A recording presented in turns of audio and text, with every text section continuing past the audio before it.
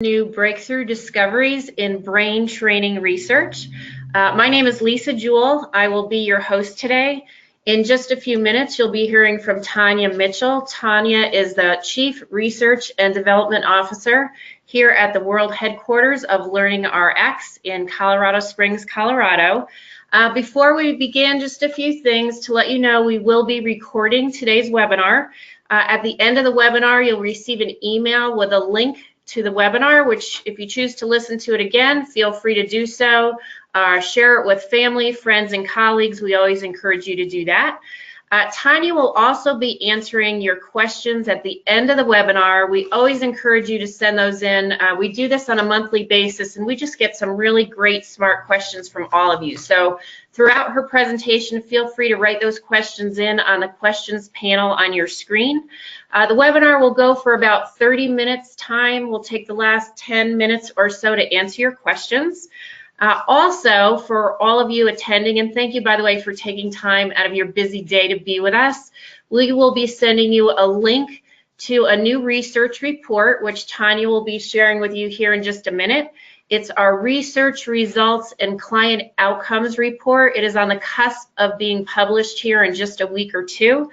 We're also going to send you a copy of our newly updated book called Unlock the Einstein Inside, Applying New Brain Science to Wake Up the Smart in Your Child. It's a really great book. Again, it's just recently come out in its third publication, and it happens to be co-authored by Tanya. So again, we'll send you a link to this at the end of today's webinar.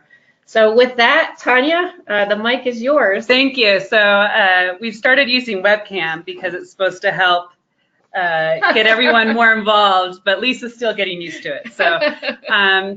So for those of you that were on a little bit before we started, you probably already know the first breakthrough.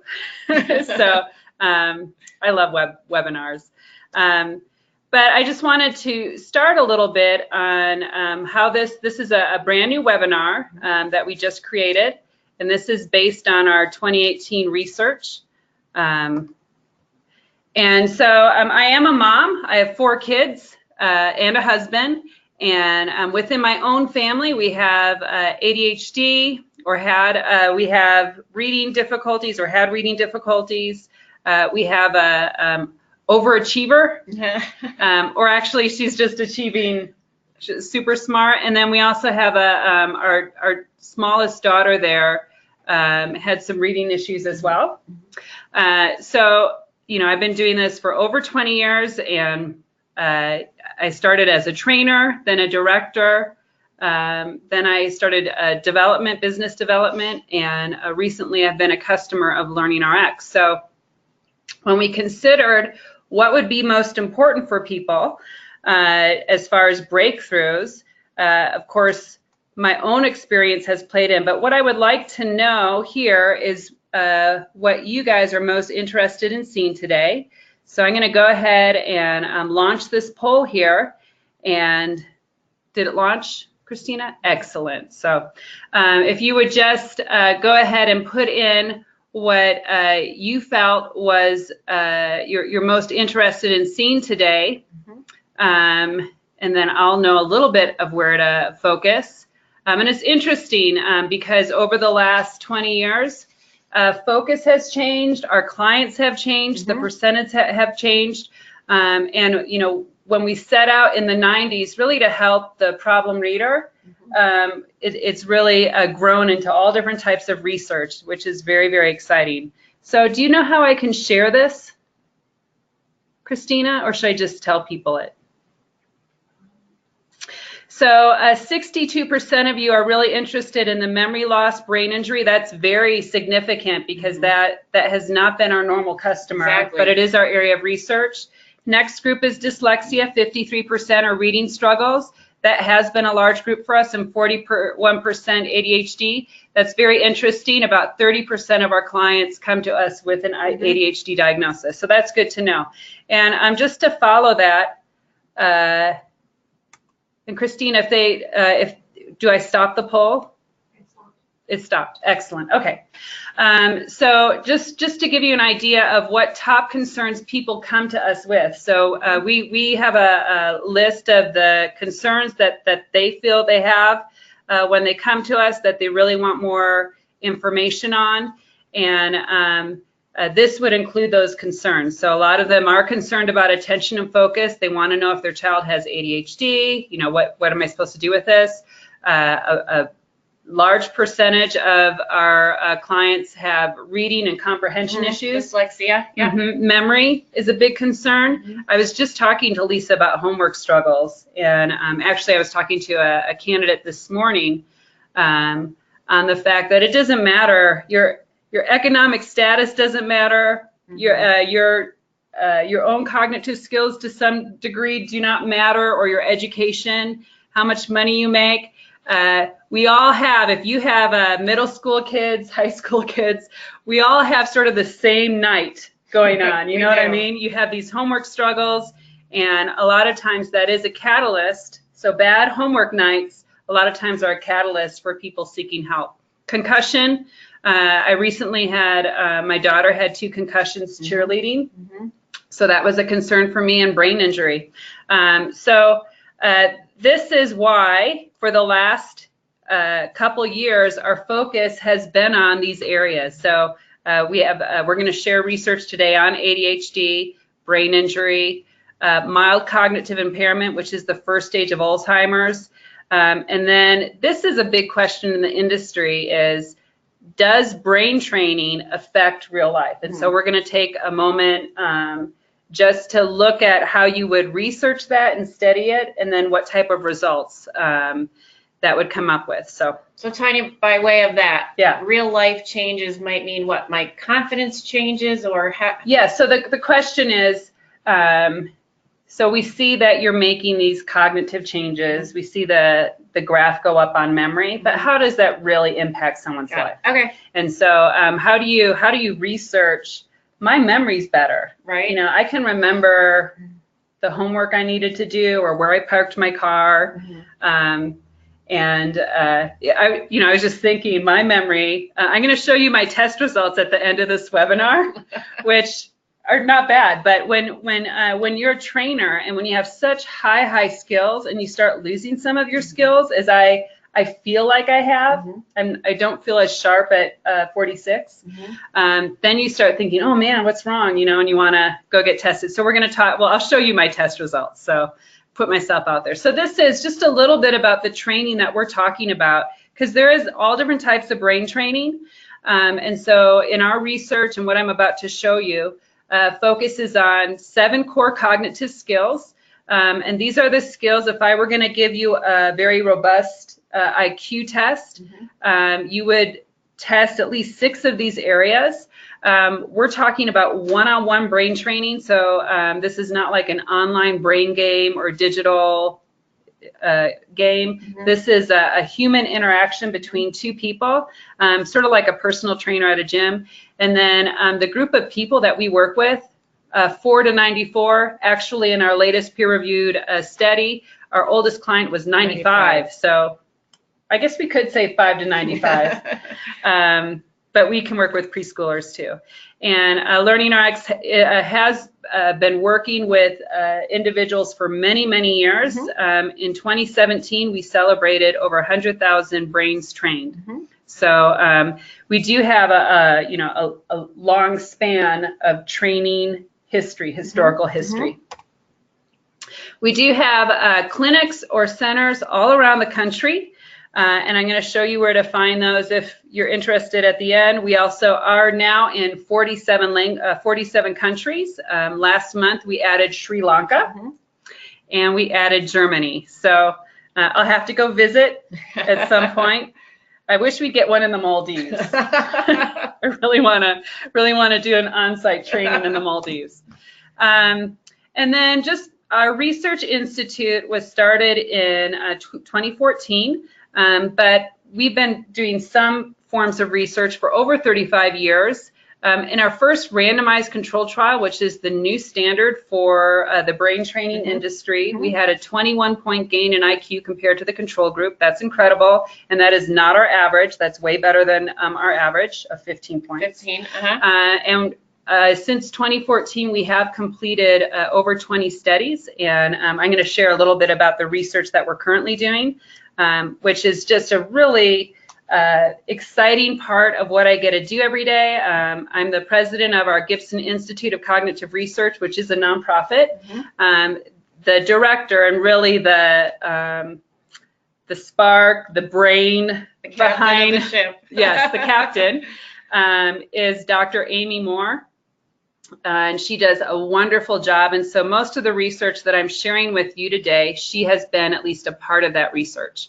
So afterwards, if you want to see more, and we have this new book we're giving you, but gibsonresearch.org, or for full transparency, many of our studies are put on clinicaltrials.gov. So what happens is they put that before the study begins, so you know what they're studying, and then we share outcomes at the end. So, all right. So let me see where I am here on my slides.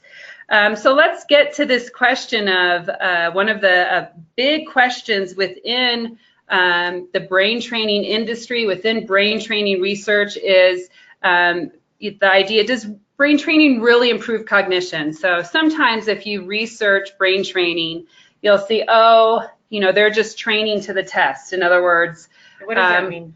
It means that, and I think there are maybe some programs that have done this before, but they'll look at the test that you'd be given, and then they'll just practice it over and over again, almost like an SAT, ACT prep. Yeah. And so, it's not really improving anything. They're just doing better on the test, or they're doing the test too quickly.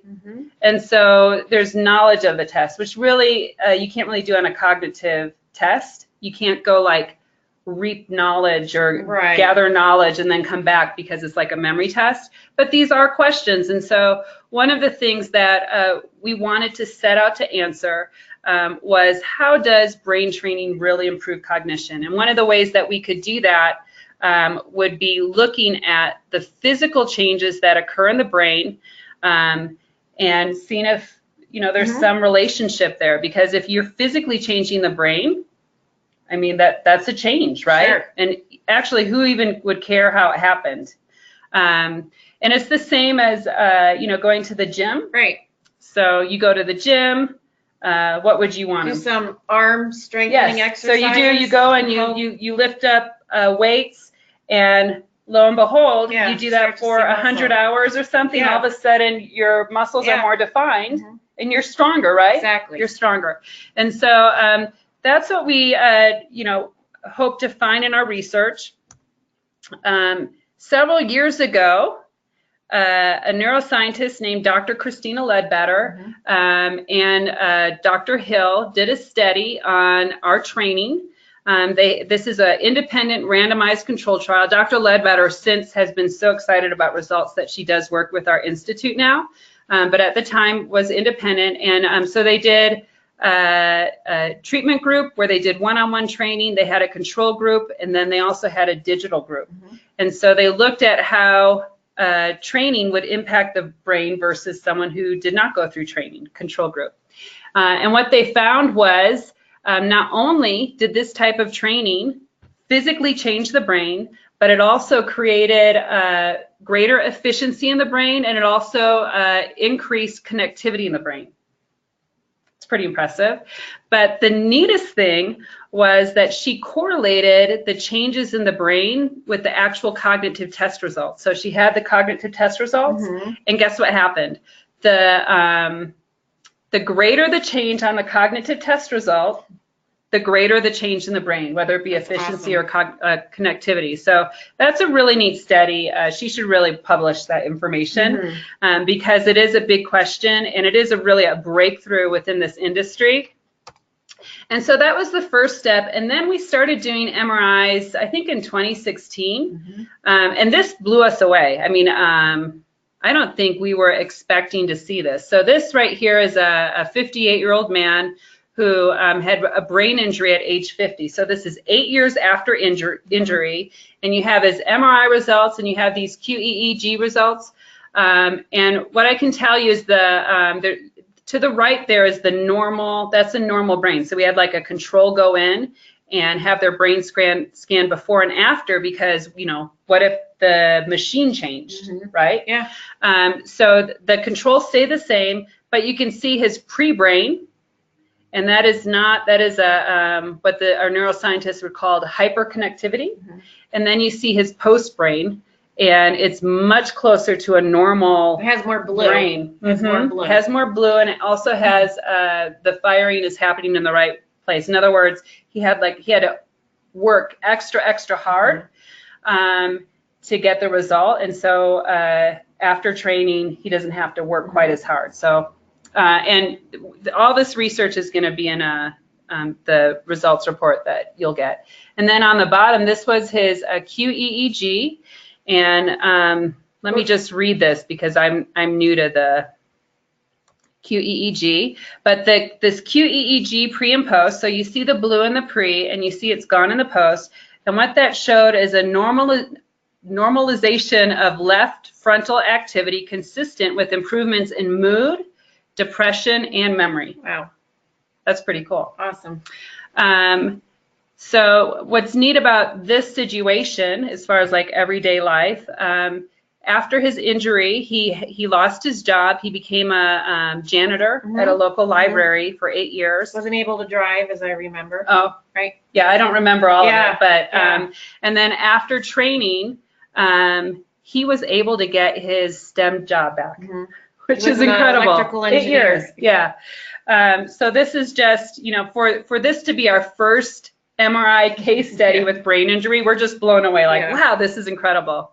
But you can see that these are physical changes that occur in the brain. And then this actually are other case studies that we did. The first one I showed you was much more dramatic than some of these. But you can see the cognitive test result to the right. You see that bar. And we're just giving an IQ score here, which is a composite score of a bunch of tests. And then you can see the changes in the brain that occurred. The good news in all these cases, there were improvements, and there is this this flow towards more of a normal brain. So obviously, you see that the post scans are not all normal, but they're normalizing, is what the neuroscientist said.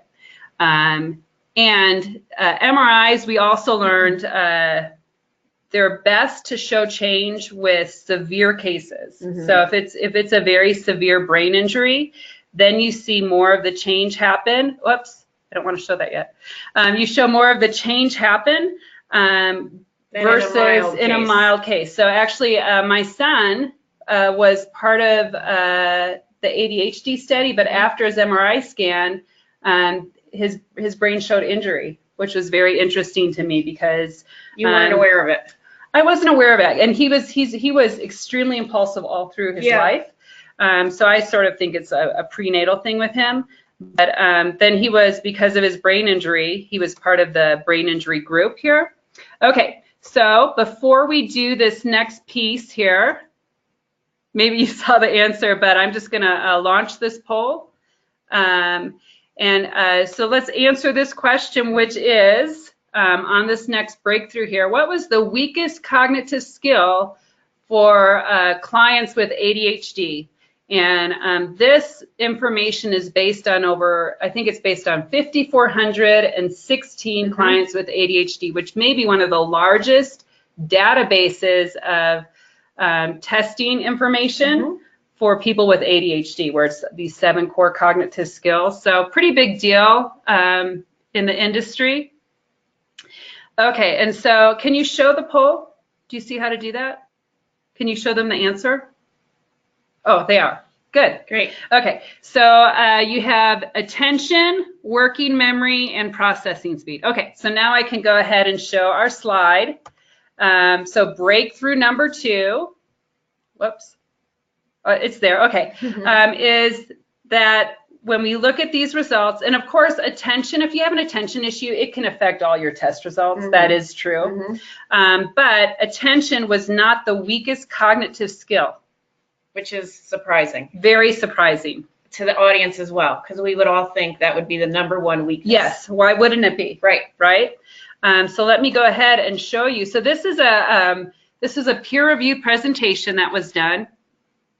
And this looked at ADHD over a lifespan, really. So you have age 4, which is to the left, all the way to age 40, which is to the right. And why do they stop at 40? I can't even be on this chart. Anyway, you can see here that attention is right there in the middle. So there's your broad attention score, right? It's that black line, so that the black line correlates with the black wording, which means that working memory, long-term memory, and processing speed were lower than attention. Yeah, it's incredible. It is. So, and you know, I think for us, it really gave us an idea of why does a program, you know, why does our program seem to help, based on testimonials, seem to help people so much more than other programs? And I think it's because there's a lot of training out there that will focus on just one of these skills, right? Or maybe 2 of the skills. Right. And what happens is, if you do not look at all of your skills, then you don't have a really good way of understanding what type of treatment or what type of training or where to put your investment, right? How do I invest in my child so that they get the biggest change that we want? In fact, based on our own test results, Tanya, is it true that we often see more of a cluster of weaknesses rather than a single one? And that seems to be the norm rather than, right? Yes, it is the norm. So, and in my son's case, he went through training at 8, and then he went through training again at 15. He was actually very low in processing speed and working memory. You know, and another question as a parent is, you think, why can this kid go down, play video games for 2 hours, have no issue whatsoever, but they can't sit there for 10 minutes and do their homework? Why is that? And working memory is just another term for short-term memory, correct? It's like a mixture. Okay. So I think the best way to describe working memory is like if I'm having a conversation with you, and, you know, at the end, do I remember your name? Okay. You know, so, you know, when you say, oh, I have a problem remembering names, that's sort of part of working memory. It's sort of a back and forth of information, and then being able to remember things during like a conversation or a moment, but also remember other things and, you know, bring them in. Okay. So very interesting data, and I would just suggest that if you do work within ADHD, or if you have questions on whether a family member has ADHD, that we understand that attention deficit is saying, yes, they have a focus problem, but why? Why do they have a focus problem? Is this attention? Is this memory? Is this something else? Because a little surprising for me actually was this auditory processing skill, which I would have thought would be a lot lower, because a lot of kids that have reading problems have ADHD, and kids that have reading problems, you're told, have auditory processing issues. So I think that was another big surprise for us, was auditory processing was not as big of an issue as these other skills. So, and by the way, your 40th percentile would be your low average to the 60th percentile. So you can see that people that we tested, at least, also were lower average. By the way, Tanya's just looking at a larger screen on the side of the camera, in case you're wondering. Sorry, I'll look at this one. Okay, so now we're going to go ahead and look at, okay, we're going to do one more poll, you guys. Last one. Yeah. So the polls are supposed to help you interact, and it also helps me understand, you know, what information to give you. Right. So this is the question. What skills do you think were weakest for those with dyslexia, clients that we had with dyslexia? I believe this information is based on like 2,100 clients, and when they're diagnosed, we don't diagnose in our centers, so these are people that were diagnosed by a professional when they came to us. Okay, so go ahead and do you want to share the responses? They are. Very interesting. So 42% auditory processing, 42% visual processing, 9% processing speed, and 6% working memory. Okay. And this is, I'm still digesting this information because it has been something, I think, that for many years, based on, $100 million studies that the government did, our focus has been phonemic awareness training, which would be auditory processing. So there was a study done that finished in the 90s that showed that 88% of those with reading problems had an auditory processing deficiency. And that's why for the past 20 years, is that 20? Yeah. No, 21. 10, 15, 20, we've seen an increase in phonemic awareness training, right? So, there's a lot of programs there. For sure they do phonemic awareness, which is super important because it's a sound-based language, and then some type of good reading program. And then you wonder, well, why do we get such big results in reading compared to other reading programs? So let me just say that if we just take a moment to understand what reading is, and this is very complex, right? This is a very complex graph. There's a lot, it's messy. And it almost helps explain how difficult reading and comprehending is, right? Because you first have to see, you have to be able to see the letters, you have to identify those letters, you have to be able to take now the letter and recognize what word, especially in the English language, which has all these different languages with it. And then if you don't recognize the word, now you're going to have to take some other steps, maybe use some memory or guess. And so this is just, it's a very complex task. So reading has all these different steps. Phonemic awareness would be like step number 3 here, right? You have comprehension as well. So, and so I'm going to talk about one of these areas, but of course realize that there's a lot of, when you're testing reading, there's a lot of different tests you could do to see if someone has reading difficulties. Let me also say, this is something very interesting, that a lot of times states will put up their test results and they'll say, oh no, we've got great readers, because they all have different qualifications for what defines a good reader. And sometimes it's that they test well in one test. Right. And for the complexity of reading, that's not really giving good information on whether or not someone can read. So, but we're going to go back just to cognitive skills. And again, this red line is drawn across the 40th percentile, so that's your low average. And you can see here that auditory processing was below average, 37th percentile. But again, there's a cluster of weak skills here. Processing speed, long-term memory, it was actually the weakest skill tested, and it makes perfect sense to me, I mean, after you look at it. And that is that with the English language, which is sound-based, so you do need to be able to hear those sounds, but because our language has been, we've had so many other languages and cultures over our language, that it just is a very difficult language. So if you do not have good memory skills, it's going to be difficult for you. You have to have, in some ways, both. And so I think one of the reasons why the National Reading Panel, which shows, 88% need auditory processing, I think what happened is they sort of ignored the memory data, just based on the fact that they at the time, they did not think you could really improve memory. Wow.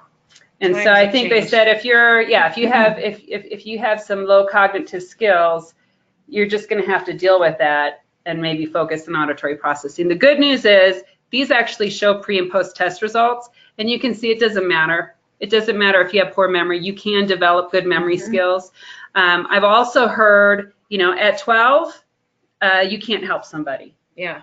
So once they become this 12-year-old, sometimes you'll hear this, at 12, you just have to give them more time on tests. No. Because it's over. They've missed the time span where you could improve it. That's our average age is 12. Right. I think it actually has gone up on our new study to like 12.3 or something. That's our average age. These results are after they're 12. And I can personally tell you, even with my own kids, that you can improve their reading, and you can turn someone who hates reading into someone who loves reading, and that's incredible. Right. So there's lots of hope. You just have to treat it correctly.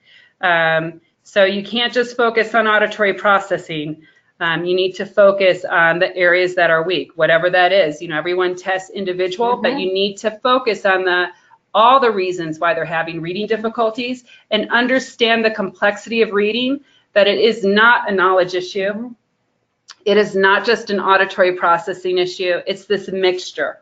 So always look at the whole. All right. So this is the other big question. And this is still something in research that we are set to answer. We're trying to add to the discussion. Continue would you our say? research. Yeah, absolutely. And that is that people that come through training, so we literally have thousands of testimonials. I think we average a 4.9 out of 5. But how do you research that? How do you research everyday life change? How do you make sort of a statement, this does do this or this does do that? And so one of the things we wanted to do was be able to show people how brain training really does add value to their lives, and that it can help people learn easier, think faster, perform better, and it can change your life, in your family's life. Because I'm a mom, and when you have someone who needs a lot of attention, and you have 4 kids, and all of a sudden they can do things on their own. Independently. They don't have the fights. They don't get grounded anymore. They're not as big of a bully. They're just a normal, bully to their siblings. It is a life changer. It's a game changer for you. So Dr. Moore will often call this a transfer effect, right, Tanya? Yes. So this is you might hear it as real life transfer. You might hear it as qualitative data. So the test result is your quantitative data. The real life transfer or real life improvement is qualitative. Okay.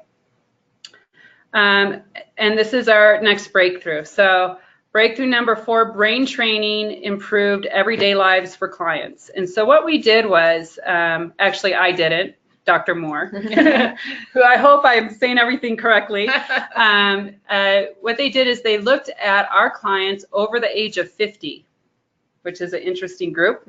And thank you. They're much more difficult to work with. So I can tell an 8-year-old, do this, do this, but it's very difficult to get a 55-year-old to do things if they don't want to. But what they did was they looked at 2 different groups. So now you have your 2 groups that you're looking at. You have a group that came to training for 4.5 hours a week, and the center did all the training, versus the group that did a portion of their training at home, 1 to 3 hours at home. What you see cognitively, obviously, is about the same results. So if you go into the center, you do get a little bit of a better cognitive result. And that's the blue bar? That's the blue bar. Okay. And then the partner, this is where you'd have like a parent or not a parent because they're over 50. Sure. Maybe partner, a kid, spouse. A kid, or a spouse or a caretaker do training with them. And you can see the results are very similar cognitively, right? So what our research team did was they looked at exit surveys. So we do every single time people come in, we'll say, so, what are improvements that you see? And, get them to think about where they might have improvements. But the exit survey at the end is just an open questionnaire. Right. It's not prompted with anything. We just say, tell us about what happened. And this is what they reported. So they reported changes in mood. Who wouldn't like someone who's a little nicer? My husband, no, I won't go there. Memory, focus, and attention, their work performance. And I think some people actually went back and got a job after this training, which is great. Hobbies and sports, driving. Yeah, so seniors who weren't driving were able to drive again. I don't know, or maybe they just think didn't driving get is better. Yeah. And I know that there's, if you take brain training courses, some of them you'll get like lower costs on your insurance. But who doesn't want to be a better driver? Every teenager should take this training. Problem solving, multitasking, processing speed, less anxiety. Who would have thought? Confidence and hope, and outlook in life. So these are what they reported themselves after training. And this actually is a peer-reviewed study that was just published in the Journal of Psychology and Neuroscience with APA, so major journal. Really great information. And I'm also big on exercise research. I was going to say exercise myself, but that may not be truthful at the moment. But I do love the exercise research. And so, that's something you can do right away. Go take a walk every day. That has some good outcomes as well. It does. Number 5, breakthrough number 5. This is our last breakthrough, and then we're going to answer questions. And that is that, and this may be interesting for you or not, I don't know, but it was something that I think was just sort of a discovery or a hope for us, and that is that brain training brought back the blue. So that doesn't make a lot of sense. Let me show you what I mean here. And this is something I found. So I was looking at anti-correlation, which is this blue lighting here. And I was trying to find a good way to define it because I am not a neuroscientist.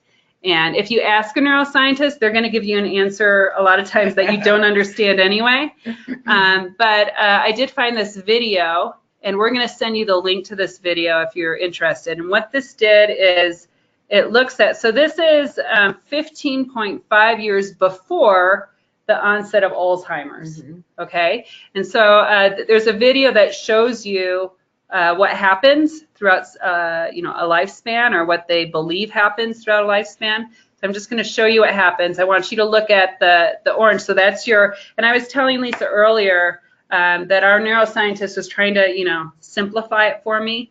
And she said it's sort of like a dance, right? Like you have a dance partner, and as the partner moves forward, you move backward. As your partner moves forward, so it's like this dance. So when this orange lighting, this warm lighting here goes up, the anti-correlation is what would go down, I believe. So it's correlated somehow, but it's almost like the energy is going out of the anti-correlation. I probably said that completely wrong. But at any rate, what happens is when you have Alzheimer's, that blue goes away. So this is 5 years after Alzheimer's. Let me just show you that again. Okay, so this is 15 years before onset of Alzheimer's. This is when you have an onset, and then this is 5 years after. So obviously, it looks like almost all the blue has gone away. Yeah, so the blue has disappeared. Some of the other firing has disappeared as well. And I know they're doing a lot of breakthroughs right now on why this happens. So they're saying there's like broken connections or plaque, or they're coming up with that. And it's just beginning to come out. But the hope was that after brain training, could you possibly bring back some of that blue, some of the lost blue? And so I have 2 cases here with blue lighting. The one on the left, and this case will probably be published just because it's so fantastic. It's like I think it almost was better than that 58-year-old man as far as what a neuroscientist would want to see or be excited about. But you can see he had, so the control is in the middle, right? So you have these 4 areas of firing, almost looks like a triangle, that the warm colors, and then you have these cool colors. And so you can see on the left, he's missing one of those warm circle areas before training, Uh-huh. and it's back after 72 hours. And then he also has some different blue lighting, right? He has a little bit more blue lighting. Interesting fact, this guy, he had gone to school on an academic scholarship and a sports scholarship, and after his first semester, because of multiple concussions, he dropped out of college, went through our training, is back in college, changed his life. Yeah. And so, you know, this might be sort of pretty, but the prettiest news is that his life changed. And his dad said to me, you guys performed a miracle. And I said, interesting enough, this is not miraculous. Yeah. You know, this is what happens. You know, like if you try to build up your body or work out and get your body in shape, miraculously your body gets in shape, yeah. Right? But because we physically can see that, we understand it. The same is true for your brain. So then on the right, you see this is stage 2 Alzheimer's. So this was our most severe case. And you can see blue lighting came back. Mm-hmm. All this means, to me, all this means is you can train your brain and improve your brain. Mm-hmm. So very, very exciting for us. I do want to say that those were the most extreme cases for us. That did not occur for everybody. So I don't want to make it seem that, you know, everyone has a normal brain when they leave. But what you do see here, again, this is a mild cognitive impairment, which is the first stage of Alzheimer's. And you can see that their brain is changing and normalizing. And sometimes they're getting that blue back. You can see on the top, they have a little bit of blue right on the bottom. So one of the things we're doing this year, which we're really excited about, is we're adding more hours. You know, 72 hours is not enough if you have Alzheimer's or MCI, and maybe doing it for the rest of your life. We don't know yet. So this is a big area for us. We're super excited about our results. But it's just like, you know, if you broke your leg, you know, if you strengthen it, is it done? Or because it was broken, do you now need to do something forever? Continuously. Yeah. So we're trying to figure that out. All right. So now we're gonna answer questions. Go ahead, write in your questions, and while we're getting those questions, I'm just gonna show you. So this is our new research results and client outcomes book, and this now has client outcomes on over 21,000 clients. Which is awesome. That's a very, very big sample. And over 10 peer-reviewed articles that were in science journals, as well as other peer-reviewed information. And so you have all the abstracts in there. If you want to read the actual articles, you can go to gibsonresearch.com. Good news is, this helps anybody. So this is by age. But it's broken up a little bit more. So we can see more of that adult student. We're getting more adult clients now, obviously, you know, because of our research, where our average age student was 12 to 14. Obviously, because that, you know, if they're having difficulty, that's affecting a whole family. So I think, but you can really train your brain at any age. So back to, back to this here. So this is not ours, by the way. This is somebody else's graph, and it looks at just average cognitive decline. And actually, it's funny. I had someone else on LinkedIn say to me, "That's not true. It doesn't decline." But every time, so this is looking at like a test at raw scores, and what happens as people get older. You know, so you look at norm tests. You look at the raw scores and you see what happens, and this is what happened on with this group of people. We've looked at the Woodcock, and so I'm not sure why there's a big discussion on it, but I asked him. So, but you can see here, you hit your mental peak at about age 30, depending upon the skill, and then naturally your skills start to decline. The bottom one that's going up, that's knowledge. So that's the key, right? if you're not a learner, is that you keep this knowledge. really the key is to always be learning, always stay active. And then if you do have some rapid decline, to get tested. And so I'm going to be doing this every year from now on. These are my test results, which, yeah, maybe I'm showing because they're okay. They're okay. I'm used to being more superior than this. I also have an idea, obviously, of how this test works. But good news for me, I'm only slightly average in several areas. But the great thing is now that I have this test result, so I took this the week of my 46th birthday. Now that I have this test result, if something does happen, or if I, because my eyes aren't quite as sharp as they used to be, I can't remember things quite as well. Very weird for me. But now I do have this health screening, right? This screening tool where I can take this test every year and just sort of manage myself, which I like to do. I like to do that. And then if something comes up, then I go seek help. I actually think I should do a little bit of training right now, maybe with one of my kids. So if you are not near a center and you want to do this as well, you can go to the Gibson Test, GibsonTest.com, and you can take this test yourself. You can, if you purchase 10 tests, you can get a special deal.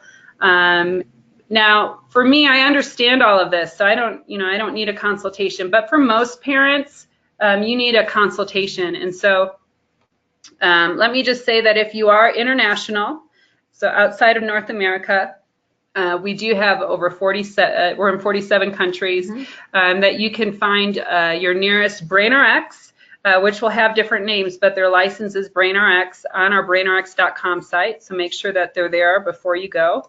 And for most of us on this webinar, the best thing for you to do is to go to a local center here, learningrx.com. You can put your zip code on. It will give you the nearest locations within a 50-mile radius, or you can call that number and it will also give you those. Go get tested. Keep those test results. Yeah. Then, if your kid has a concussion or gets hit in the head, you have some type of baseline, So later on, if they, my daughter, who's brilliant, had some poor grades last semester. She had 2 major concussions. But now I can see, did that affect her cognitive skills? No. So now we can go back and test her and see if she's good. So, okay, so now we're going to be answering some questions. And Tanya, I was just going to say too, I remember like 55 plus years ago when my kids were little, how important it was at those annual visits to the pediatrician to know what percentile my child was in terms of height, in terms of weight, in terms of head circumference, right? And that's when I talk to friends about my position here is following those percentiles year over year, just as you did when your kids were little, just gives you a good perspective of where they stand. Yes. Right? Yep. And it really just becomes a good measure. And I think as well, some of us, a lot of Americans, me included, have sort of a wait and see mentality. I mean, I guess I did a lot of things in preschool. I really focused on auditory processing skills because that's what the big study said. But we have a wait and see. So we think, they sort of had a bad year last year, but we're going to wait and see how they do this year. And sometimes we take the same approach to learning problems, and that is that we're going to see what the school says, right? The problem is that a lot of times you're going to get help, which is really just extra knowledge, not cognitive help, when they're 2 years deficient. Yeah. So that means if I see difficulties in kindergarten, normally you're going to have to wait 2 years for them to be 2 years deficient before there's major help. And that's just not okay. So for you to go get these test results and have them allows you to see, 'cause I always say change the world through preschool, because when your kid is 4 or 5, number one, they don't know that they have a learning struggle. They still think they're Superman or Wonder Woman, and they haven't lost that motivation. Every kindergartner, for the most part, is motivated to learn. Every first grader is excited about going to school. Yeah. It's only after they have difficulties for a little while that all of a sudden they pull back and say, I don't want to do that. Right. When it's hard, right, we don't go Yeah. toward it, we retreat. Yes, Which and human nature. yes, and so in a lot of other countries where they're very focused on young children, Yeah. Kids will come to us at like age 5 or 6. That's amazing because now you're going to create this little super learner that may never even understand Yeah. what it's like to struggle. Right. And that's how my father's the founder of Learning RX. I probably should have said that earlier. But he had this chain of preschools. And so I grew up thinking I could do whatever I wanted to do. And what an amazing gift to give a child. Right. Is so to, true. I just thought I was awesome. It's probably because he put me through this training when I was young. So just to throw that out there. Okay. Thank you. Okay, some great questions. Thank you, by the way, and keep sending those in. So here's one, Tanya, this may be for you or Dr. Moore, perhaps later. How can brain training help neurodegenerative disorders like dementia, multiple sclerosis? So That's a really good question. I think it's a great question. And I don't know. I think MS or Parkinson's. So we've had some testimonials about Parkinson's, not enough to, I don't ever want anyone to think, yes, we're going to help you if you have Parkinson's, but, just some testimonials about, being able to write again or things like that. Yeah. The neuroscientist says that there were changes in the cerebellum. So I have no idea. I do think that brain training could possibly be an answer to some things like this. I think, interesting enough, other research shows like when you have an addiction, like let's say that you overeat. Okay. So you're obese. You hardwire your brain to overeat. And I think it's same with addiction. So when you take drugs or alcohol, you have hardwired your brain, and that is why addiction is so difficult, right? Because the body is so used to. You have physically changed your brain to have it, and so to overcome that, you have to like repattern your brain. So I feel like there's some answers there. I just don't know what those are. Even our first brain injury case we didn't even think about his cognitive skills. He had lost his ability to read. And so we were thinking, oh, well, we'll see if we can help him learn to read again. I don't think we even realized, and this was 10 years ago, the impact that you could have on an injured brain. So I would say there's a lot of hope and not a lot of knowledge or outcome. Great. I have a son with ODD and sensory processing disorder. He has problems with problem-solving skills. How can his mom assist him? Yes, so the first step definitely is getting testing and finding out if maybe some of the cause of the behavior problems that you see or lack of motivation or struggling has some cognition. I would expect that it would. And, hopefully that changes their ODD. I would say it doesn't always. So one of my first students, this is over 20 years ago, had ODD. And at the time, he was like the naughty kid in the corner of the class. And by the way, I'm sorry, for those who don't know, ODD. Oppositional defiance disorder. Thank you. I think like in his second session, and this is not, I'm sure this isn't true for everybody. He was like, I could kill you, and you're like, but by the end of training, he had friends. Wow. He was sitting back in the classroom, and I don't know that held. I think there's a lot of things that play into that. Sometimes I say, it takes a village, so it takes different types of therapies. But I know that we helped him for a time. So. Okay. Tanya, quite a few people are asking, how much does the initial test cost? So the test ranges anywhere from maybe $99 to $300 based on where you are. Within a consultation. If you just take the test online, I think it's like $97. If you want to, and you're not near somebody, you can get a consultation at $147. So there's different, best thing for you to do if you're close to a center is go to the center because once you understand the test result, then you also have a connection with maybe someone that can help you. Or you can call, if you call the 866-BRAIN-01, it will give you contact information. And I know so many parents who've gone through our program with their children have said that consultation is that light bulb moment, that aha moment when everything seems to make sense, that they've been observing these behaviors in their child for such a long time. Yeah. And finally, the results report explains, well, here's why. Here were all these deficiencies that were causing that. Yes. Right? It is an aha moment. It really is. Another question, how Do would... this one. No, we you already did that did one. those. Yeah. How would one go about getting trained to administer and comprehend the program? Would we also get information on how to translate this to each client? So I don't know if that's an international question. All of our international licensees have English-speaking trainers. So our training right now is just in English. But if I'm a trainer who understands English, because it's cognitive training, it's not knowledge-based, it doesn't matter that it's not translated. In other words, I can talk to someone in Spanish. I can tell them in Spanish what activity they're going to do. What I would also say, though, is a lot of times when you are in a different country or working with someone who speaks a different language, English is something that they want to learn, whether they want to go to an international school. English in many ways is the international language, so it can be really helpful. And what I'll say is our program, along with developing their cognitive skills, is going to help them learn English better.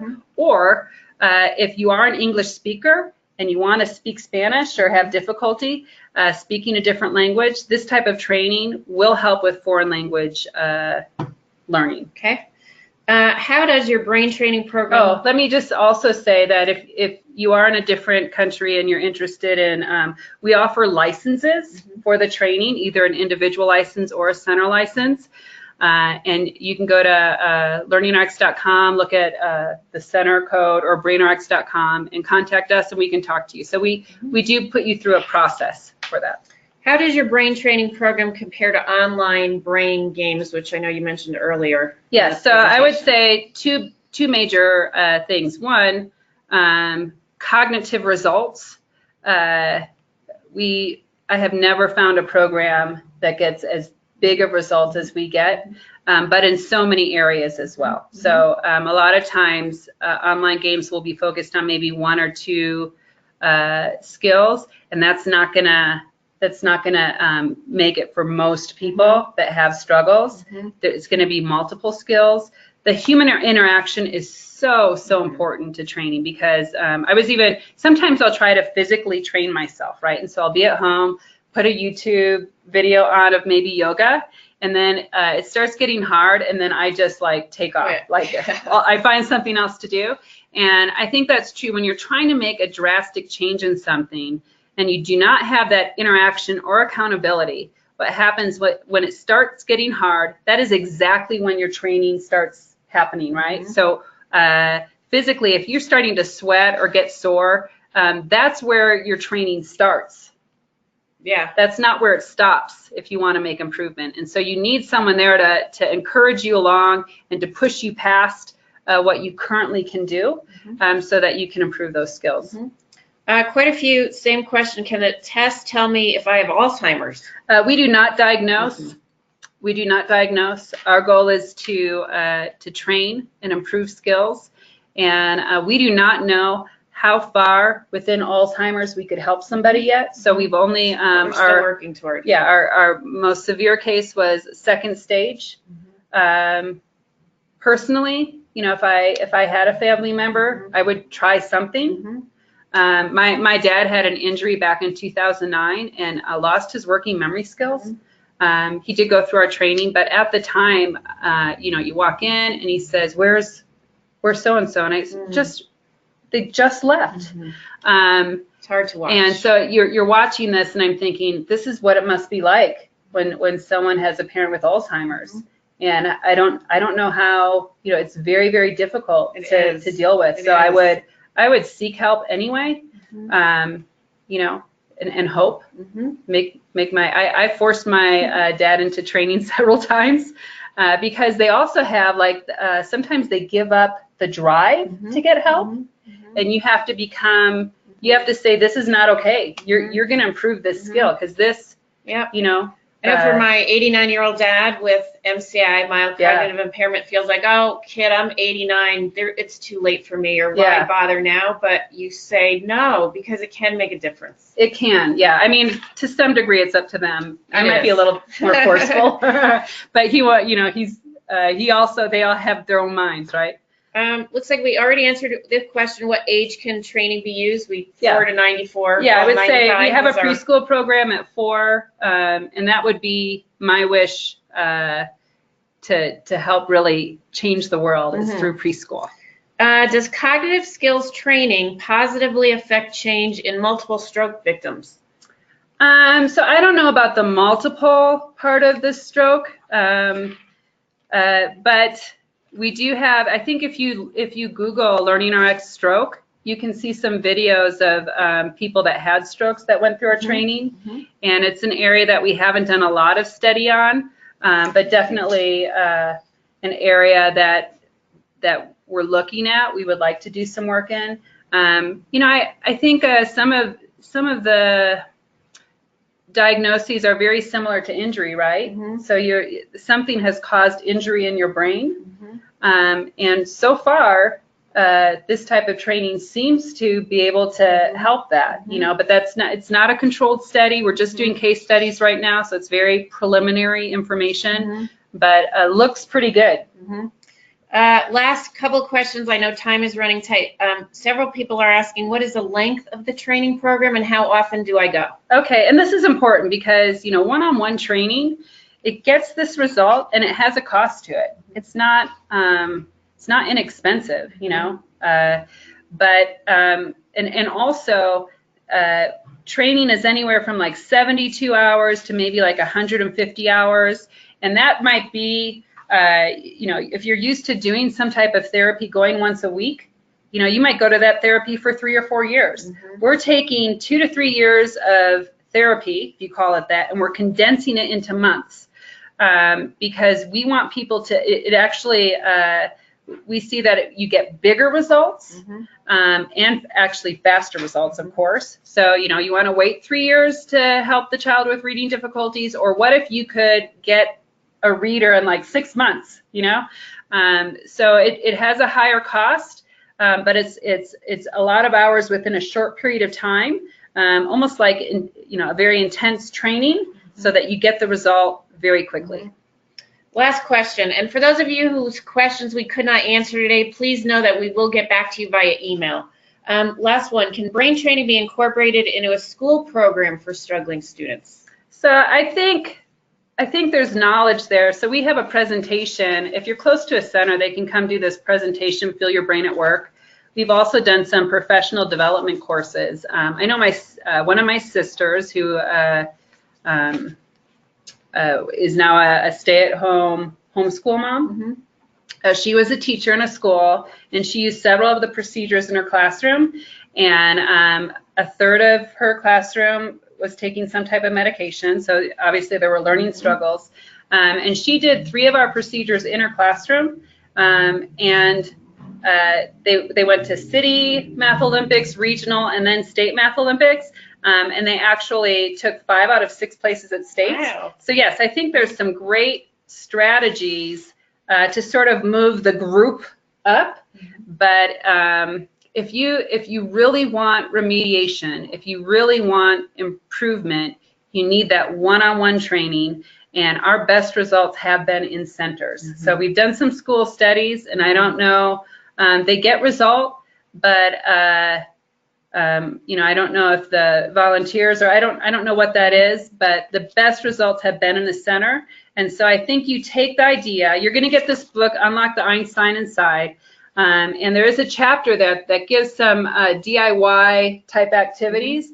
And if I were a teacher, which bless you, because I love kids and I love going into my kids' classroom, and it's so energetic, and I'm like, wow, how do they do this like every single day? I mean, so I really appreciate teachers, but it will give you some ideas of things you can implement and different ways to thinking. I mean, I think the best thing for schools as a whole is to stop creating accommodative type plans or compensatory type plans for students, because if you're compensating, your skills are getting weaker and weaker. Because And you're not now- changing anything. Yes, or if you're accommodating, you're taking the approach that you can't change those skills. And I just think, just like we know we can exercise the body now, it's going to become that mindset in a few years. So if you take the approach that you're going to ignore or you're going to accommodate, I think you're creating a situation for that child that is not in their best interest. And I understand. I was talking to someone about, the likelihood is that you are going to build a career off of your strengths, right? So if you're really strong in visual processing and logic and math, then you'll probably, engineering or financial or whatever. If you're super strong in auditory skills and writing skills, maybe a reporter or author, the likelihood is you're going to do that. But if you can create a situation, so my hope would be that my children would be able to learn whatever they want to learn in any type of environment, so they can have any dream they want. You always hear those stories where someone says, I went to the counselor and they said, well, we all need janitors, or we all need, and I just, I don't want my children to be limited by things they struggle with. So, and that happened, my son, he had some very minimal dreams for his life. And I think it's because he struggled. And so, they're already visualizing, what can I do? What can I do if I'm struggling? I'm going to do something where I don't have to do all this. And then after his training, wow, I think I can go to college. I think I can do this. Yeah. I don't have to have these bad behaviors, which I won't get into. I can do this legitimately and successfully. And so that would be my hope for all my kids, is that they can follow their dreams. Great. Tanya, thank you. And thank you all, everyone, for joining us today. Look for that follow-up email with a link to the webinar and a link to the reports and the book, as we promised. And thanks again, Tanya. Thank you. And we do have a whole list of questions here, so I will email you back or have some conversations with you to help direct you on next steps. So thank you for joining me. Happy spring break to any of you spring breakers out there, and I hope to hear from you soon in some type of way. So thank you. Let me just turn this off.